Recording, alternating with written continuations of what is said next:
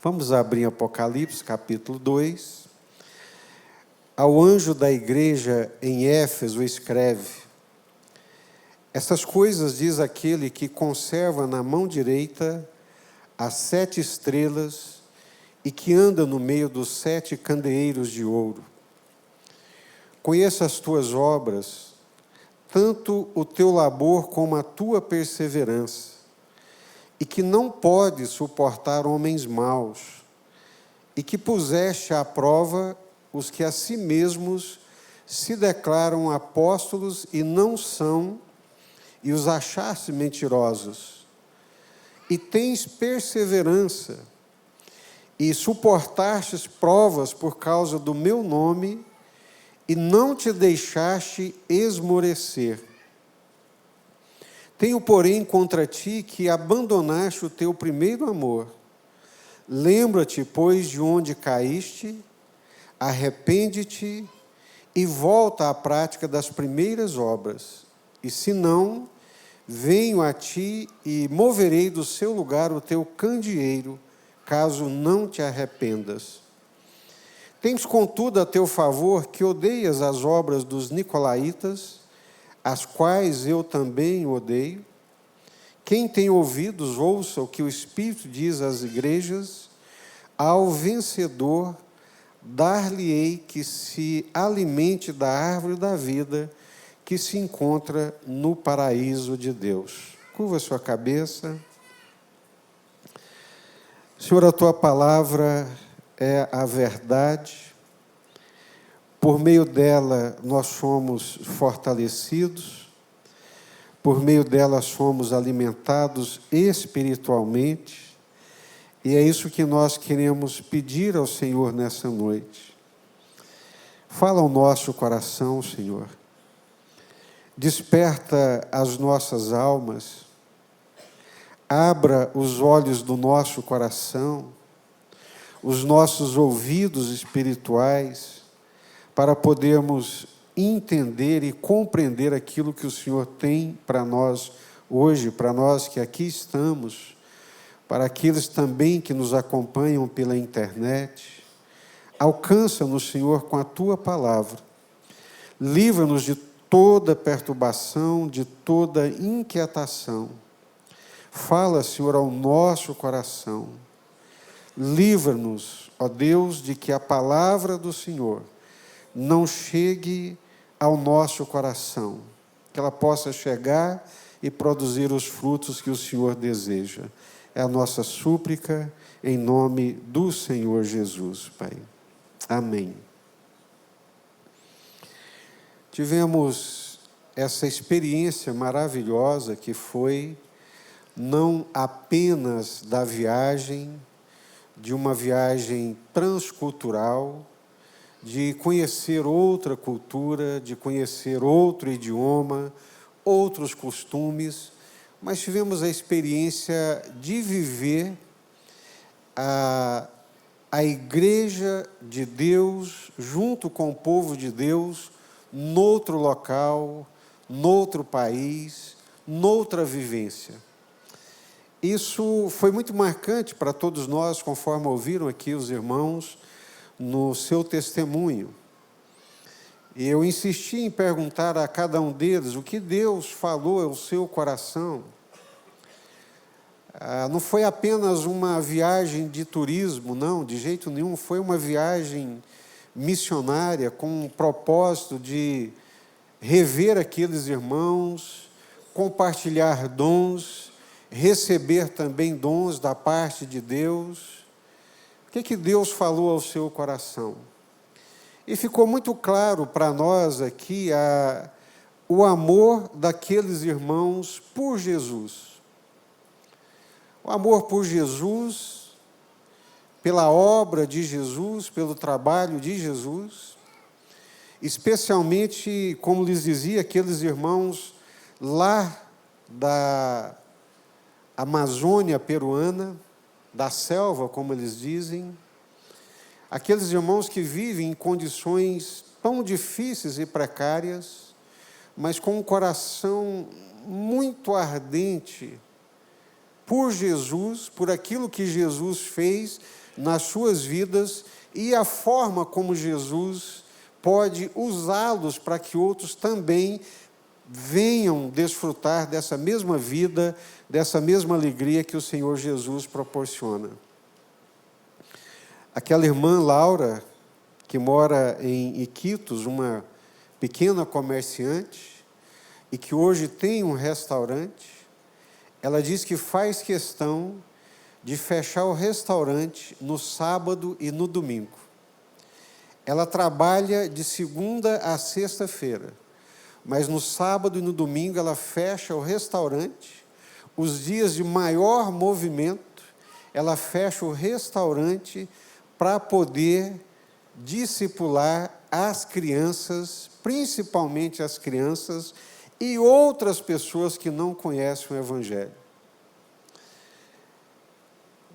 A primeira coisa que me veio à mente foi: Mamon não está montado no cangote dela. Ganhar dinheiro não é a coisa mais importante para a vida dessa moça. A sua vida profissional, os seus negócios, crescer financeiramente, não lhe é a coisa mais importante. Ela abre mão da maior possibilidade de ganho semanal para poder servir a Deus, servir a Jesus e levar outras pessoas ao conhecimento de Deus. Isso mexeu comigo. Ouvir o pastor Luiz, que se converteu aos 17 anos, que era de um partido comunista, militante, mas quando ouviu a palavra de Deus, ele disse e testemunhou lá para nós, e podemos entendê-lo perfeitamente, ele disse: a única coisa capaz de transformar a vida de um ser humano, de encher o coração de um ser humano de alegria, de razão e de sentido para viver, é Jesus, é o Senhor Jesus, e eu vou dedicar a minha vida ao Senhor Jesus. E dos 47 anos aos 74 anos que ele tem hoje, é servindo a Jesus, é fazendo a obra de Deus, e com 74 anos de idade, descendo de canoa o rio Amazonas, no Peru, rio Maranhão e muitos outros rios, com o intuito de levar o nome de Jesus que o salvou, que o transformou, para que outras pessoas possam desfrutar da mesma graça e da mesma alegria que alcançou e que encheu o seu coração. A única coisa que dá sentido para a vida de um ser humano é a presença de Jesus. E como é bom perceber que não é o peso da idade, não é o cansaço da idade, não é a fadiga, não é a insegurança da velhice, não é a aposentadoria que tomou conta da sua vida e do seu coração, porque o seu coração continua cheio de Jesus, da graça de Jesus e do amor pelo Senhor Jesus. Como foi bom também ouvir lá o pastor José, com seus 7 filhos, se não me falha a memória, é isso mesmo? 7 filhos, irmãos. A igreja, se você olhar o aspecto físico da igreja, a gente sabe que a igreja não é o aspecto físico, mas nós ficaríamos corados de vergonha pelo conforto que nós temos aqui. Os paus fincados num terreno irregular. Para chegar na igreja, você tem um declive assim no terreno, que eu não sei como eles conseguem subir ali, coberto com telhas de amianto, bancos sem encosto, aqueles banquinhos de madeira sem encosto. E que alegria de ouvi-lo falar de Jesus, de arrebanhar as crianças, de ministrar a palavra de Deus e levar as pessoas ao conhecimento de Deus. Isso mexeu conosco, mexeu com os irmãos, mexeu comigo. E eu fiquei pensando nessa igreja de Éfeso, que foi uma igreja que perdeu a paixão por Jesus.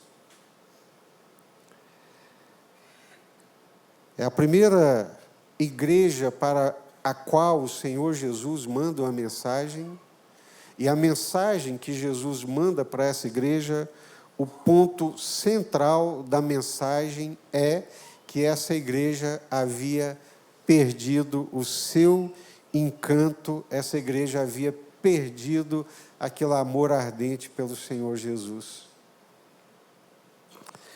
Mas o mais interessante de tudo é que ninguém conhece tão bem a igreja quanto o Senhor Jesus.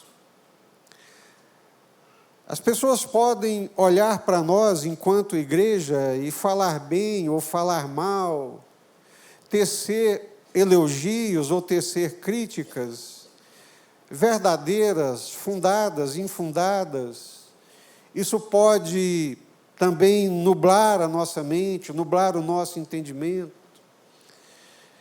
Pode nos enganar achando que nós somos mais do que somos. Pode nos deprimir também dizendo que somos menos ou aquém daquilo que verdadeiramente somos. Mas tem uma pessoa que nos conhece como igreja, como comunidade, mas que também nos conhece individualmente, cada um de nós individualmente, a mim, a você individualmente, como membro pertencente a esse corpo que é a igreja, e essa pessoa é o Senhor Jesus. O livro de Apocalipse começa logo no capítulo 1, ali na revelação, nessa visão que Jesus dá para o apóstolo João, e chama de revelação, porque Jesus está revelando o estado da igreja, porque Jesus caminha pela igreja, Jesus é presente na igreja, Ele sabe da vida de cada um de nós, e sabe quem nós somos também em termos de comunidade, de corpo, como igreja do Senhor Jesus. A pessoa mais apropriada para dizer quem nós somos é o Senhor Jesus, porque Ele nos conhece espiritualmente. Jesus sabe quem nós somos, Jesus sabe quem você é, Jesus sabe quem a igreja é. E Jesus manda uma carta para essa igreja de Éfeso. Aqui me encanta a pedagogia de Jesus. Nós trabalhamos muito no discipulado essa ideia do comprometimento, da fidelidade, da responsabilidade mútua. Nós trabalhamos muito a questão da afirmação, que é um papel do Espírito Santo de Deus nos afirmar. É um papel do diabo nos desconstruir. Ele vem para roubar, para matar, para destruir, mas Jesus vem para dar vida, vida com abundância. E Jesus, sabendo quem é essa igreja, sabendo dos seus infortúnios, dos seus desvios, Jesus não começa pela repreensão, mas Jesus começa pela afirmação. Jesus começa elogiando. Quantos aqui, pais, irmãos, discipuladores, líderes, precisamos aprender com o Senhor Jesus? Nós enxergamos microscopicamente os defeitos do outro. E permitimos que esses defeitos formulem conceitos e juízos e avaliações a respeito do outro. Somos pessimistas, maldosos, e destrutivos por natureza.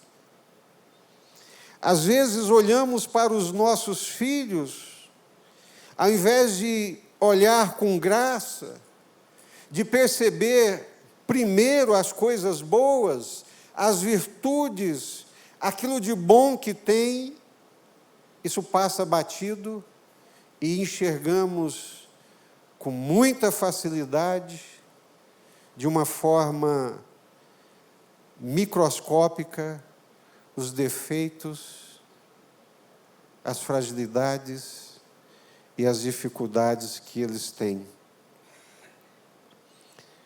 Já ouvi muitos e muitos irmãos, ao longo do ministério, sofridos, impelidos, que fazem coisas não por vocação, que realizam até grandes coisas, mas não é por vocação, não é por um chamado de Deus, mas é por uma palavra pessimista, desconstrutiva, que ouviram dos seus pais,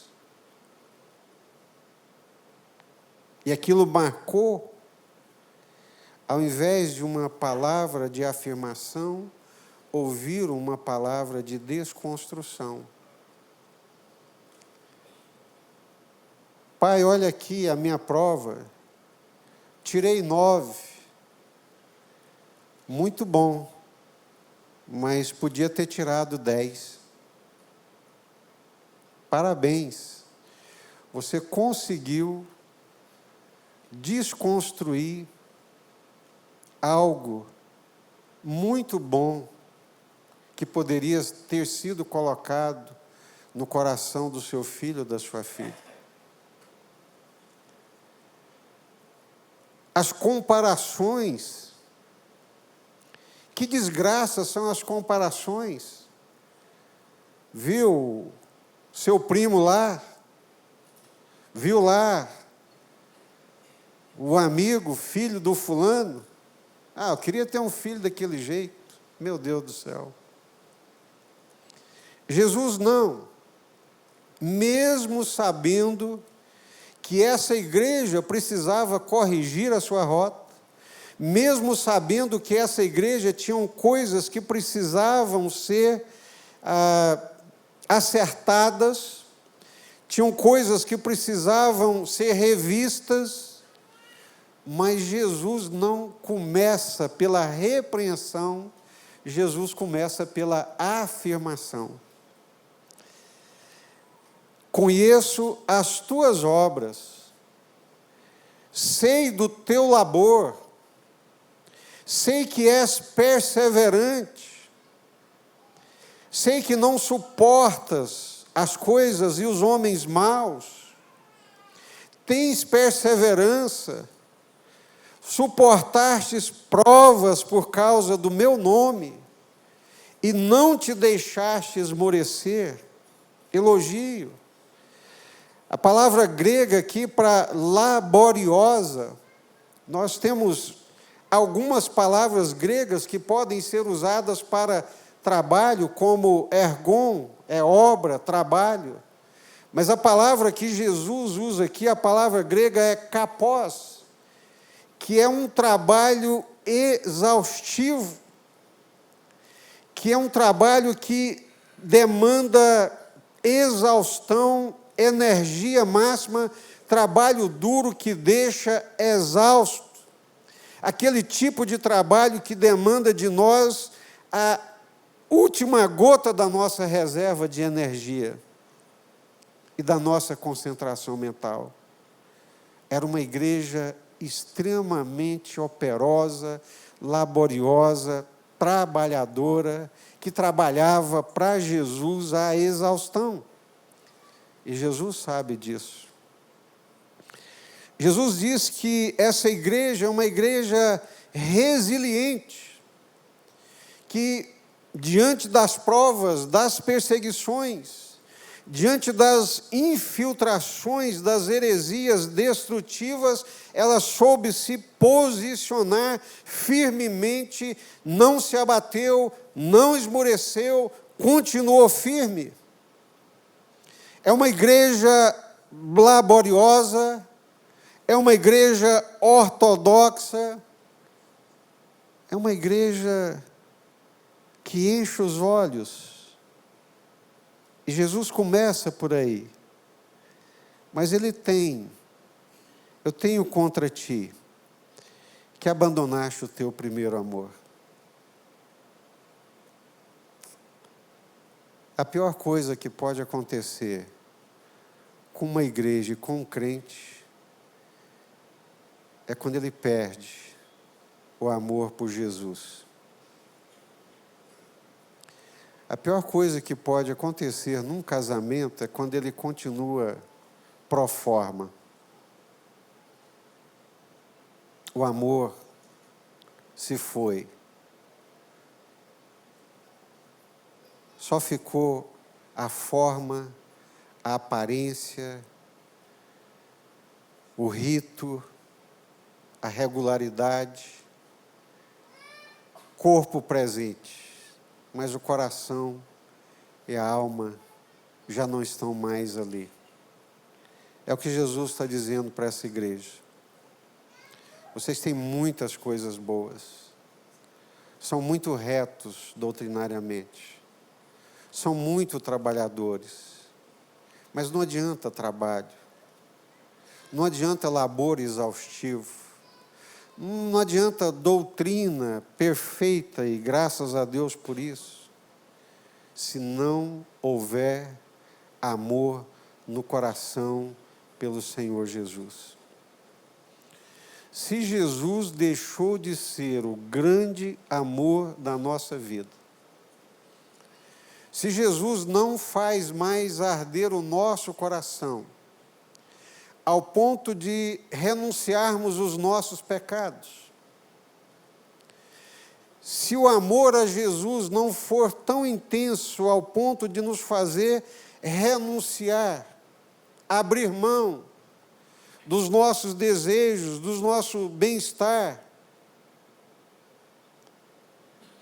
vamos manter muitas coisas boas, importantes, mas ouviremos de Jesus essa palavra: eu não quero um empregado, eu quero um filho, eu não quero um CLT, eu não quero uma relação de trabalho, eu quero uma relação de amor, de vivência íntima. Como que essa igreja perdeu o seu primeiro amor? Como é que nós perdemos o nosso amor por Jesus? E eu fiquei pensando nisso a partir, não de vocês, mas a partir de mim. Quantas demandas, quantas cargas emocionais que podem endurecer o coração, quantas decepções e frustrações, quanta exaustão que pode tirar o foco e roubar de nós o que nós temos de melhor e o melhor que Deus espera de nós. A minha pergunta hoje é muito simples em relação a esse texto que nós acabamos de ler. É muito simples. Eu fiz essa pergunta para mim e por isso eu me permito fazer a vocês. Você continua amando Jesus da mesma forma quando o conheceu? O seu coração pulsa por Jesus e arde por Jesus da mesma forma quando Ele te encontrou e te resgatou? Eu me lembro quando o Senhor Jesus me alcançou, e alcançou no tempo certo, na hora de Deus. 2 Coríntios capítulo 6 diz que Eu te ouvi no dia da oportunidade. Eu te chamei no dia da salvação. Que momento extraordinário. Que colorido que a vida ganhou. O vazio existencial foi preenchido pela presença de Jesus, pelo amor de Deus, pela graça de Deus. E tudo que eu queria fazer na vida era falar de Jesus, era orar a Jesus, era ler a Bíblia, era ler a palavra de Deus, era tudo que eu queria, mas nada, absolutamente nada, era capaz de encher o meu coração como a alegria que eu tinha e havia descoberto em Jesus. Que coisa extraordinária, que vivência maravilhosa, que encontro fantástico. Mas pouco a pouco, como diz Jesus na parábola do semeador, algumas coisas começaram a pleitear também o meu coração. Pouco a pouco eu comecei a perceber que Jesus queria o meu coração, mas tinha outras coisas também que queriam o meu coração.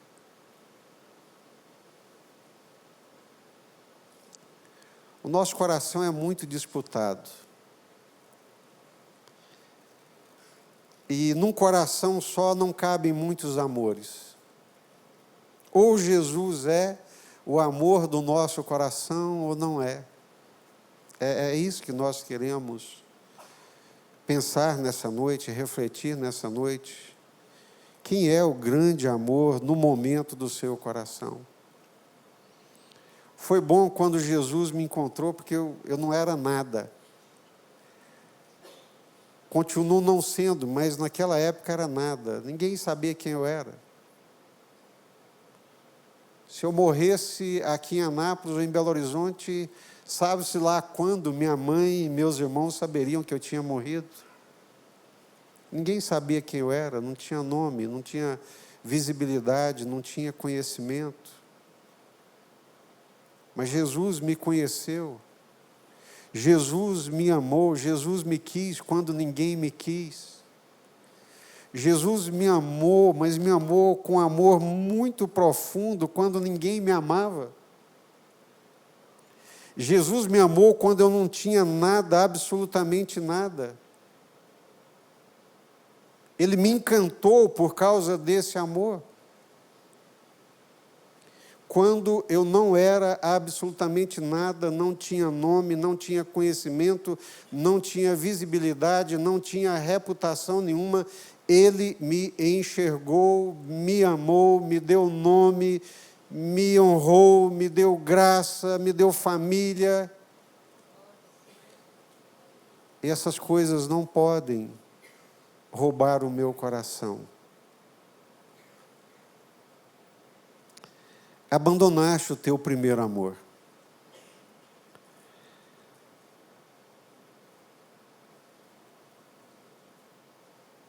Nós poderíamos encontrar muitas explicações e para alguns até justificativas para esfriar o amor com Jesus.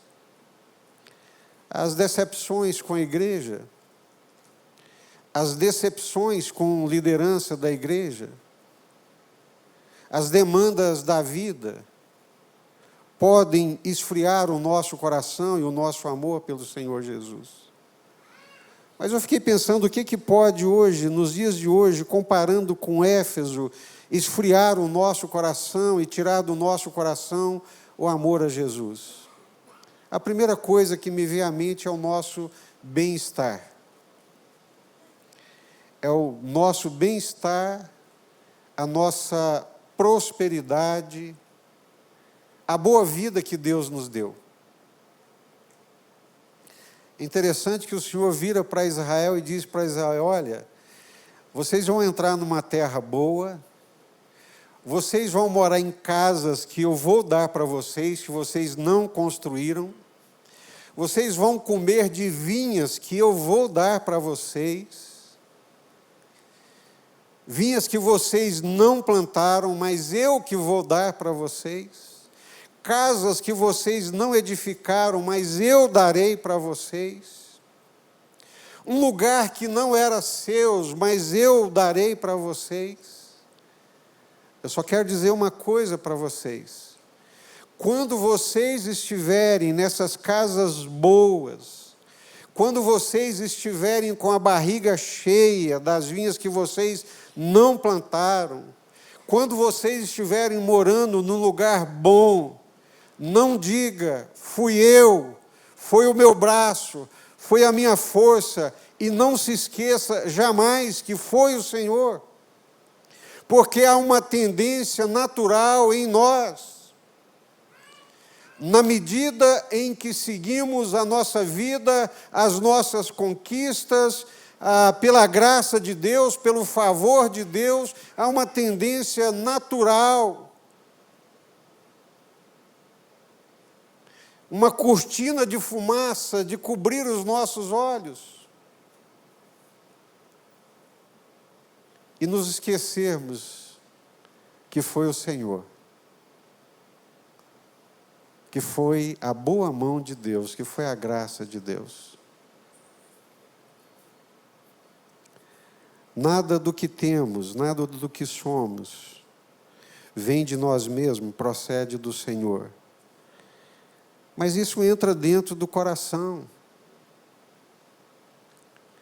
Isso flecha o coração se a gente não tiver cuidado. Eu, sabendo da minha origem de pobreza, de invisibilidade, dessa coisa toda, aprendi a guardar o meu coração diante dos elogios, diante da visibilidade. Todas as vezes eu estou me dizendo, Senhor, eu sei quem eu sou, eu sei de onde o Senhor me tirou, eu sei o que o Senhor fez na minha vida, eu sei que foi o Senhor. Um dia era patrono de uma das turmas que eu lecionei, graças a Deus, e pela misericórdia de Deus, todos os anos que eu lecionei, em todas as formaturas, Deus me deu a graça de ser professor homenageado, paraninfo, patrono de turma, e numa dessas eu fui patrono, paraninfo, uma coisa assim, juntamente com o governador. Estou lá sentado, e eles vão compor a mesa, chamam o senhor governador, e agora queremos chamar o senhor professor, não sei o que mais, Jesus Aparecido Santos Silva. Eu levantei naquela hora e disse comigo mesmo, Senhor, nós sabemos quem é esse Senhor. Nós sabemos que foi o Senhor. Eu sei quem eu sou. Eu sei quem eu era sem o Senhor. Lembra-te. Lembra-te, pois de onde caíste, arrepende-te e volta à prática das primeiras obras. Um cantor popstar americano muito famoso, se não me falha a memória, li essa história, gosto muito de biografias, acho que é do Lionel Rich, ficou muito famoso, muito reconhecido, e ele dizia que quando a fama subia a cabeça dele, e que as pessoas queriam carregá-lo nos braços, ele disse que saía de cena, ia lá para a cidadezinha do interior, no meio daquele povo sofrido, onde ele viveu, para se lembrar de quem ele era e de onde ele havia saído. E Jesus está dizendo exatamente isso, lembra-te. O arrependimento começa quando nós nos lembramos quem nós éramos, de onde Deus nos tirou, e onde Deus nos colocou. Quem era você sem Jesus? Onde é que você estaria hoje se não fosse Jesus na sua vida?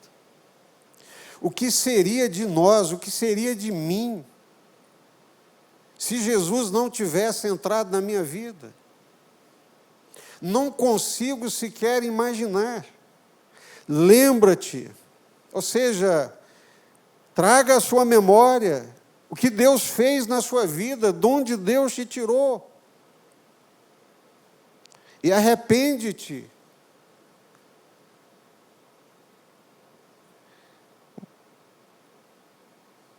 O que pode esfriar o nosso coração?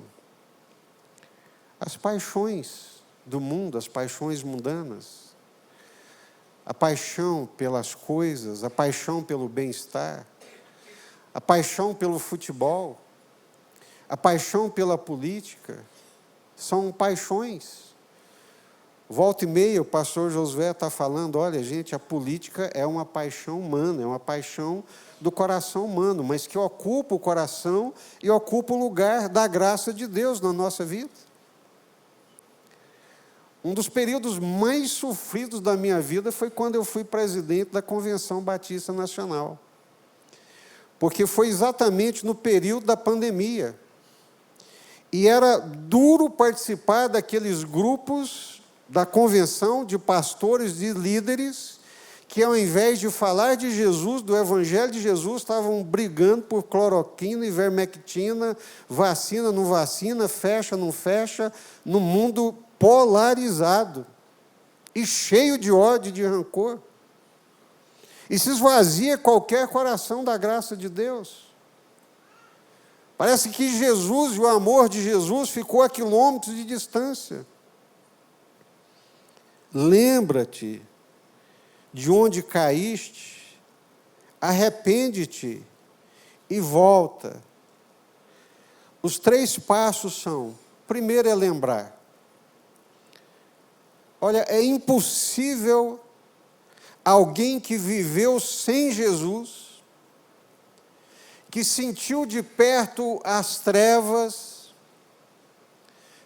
que viveu as ilusões, enganos do mundo, as mentiras do pecado, e um dia conheceu a luz de Jesus, é impossível que não tenha um marco existencial na nossa vida do antes e do agora. Lembra-te, é o filho pródigo, que sai de casa, que esbanja a vida, que acaba com tudo, longe do Pai. Mas diz o texto bíblico que em um momento de insight, ele cai em si, o texto diz que ele cai em si, e ele lembra: caramba, o que eu fiz da minha vida, o que estou fazendo da minha vida? Longe do meu Pai, longe da casa do Pai, longe do amor do Pai, eu estou entre os porcos. Achei que a vida seria maravilhosa. Achei que a liberdade de dar vazão a todos os meus desejos, de viver uma liberdade mentirosa, ilusória, achei que isso encheria o meu coração, mas olha o que fez comigo. Estou entre os porcos, perdi o rumo, perdi a direção, mas ele caiu em si e disse: vou voltar para o meu Pai. Lembrou da casa do Pai, lembrou do Pai, lembrou do amor do Pai, caiu em si. Mas não ficou só no sentimento do cair em si. Ele tomou uma posição. Eu me arrependo. Pai, pequei contra os céus, pequei contra ti. Tem misericórdia de mim. Me receba, Pai, nem que seja como um dos teus servos. Eu quero voltar. Lembra-te de quem era, de onde caiu, arrepende-te e volta à prática, volta ao amor de Jesus. Não tem amor maior, não tem sentido maior, não tem namorado, não tem namorada, não tem dinheiro, não tem amigos, não tem festa, não tem baladas, não tem nada que se compare à alegria do amor de Jesus nas nossas vidas.